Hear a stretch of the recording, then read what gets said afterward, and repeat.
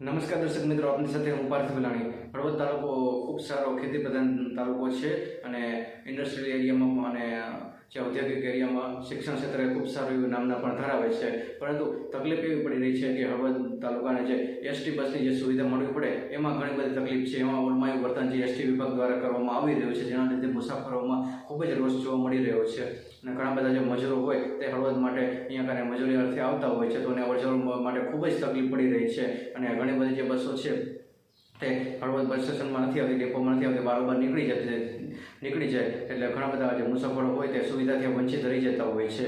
અને વિદ્યાર્થી હોય તો વિદ્યાર્થીને અવરજવર કરવા માટે ખૂબ જ તકલીફ પડી રહી છે. અને હળવદના 25 જેટલા ગામો છે તે એસટી બસની સુવિધાથી વંચિત રહી ગયા છે. તો એ બધા લોકો માટે એને કોણ ન્યાય અપાવશે?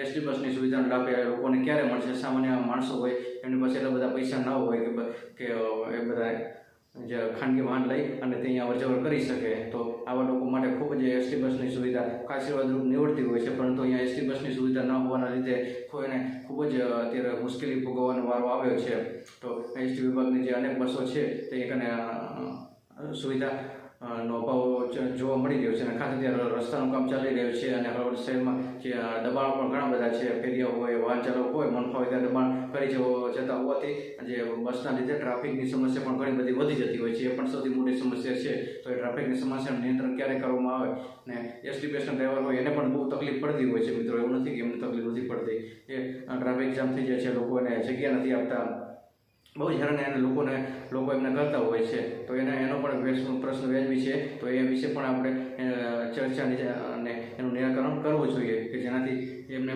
થોડીક મજા આવે, હળવદ આવવામાં થોડુંક એને રસ આવે એવું લોકોએ વર્તન કરવું જોઈએ. ખાલી ખોટા એને હેરાન ન કરવા જોઈએ. નમસ્કાર.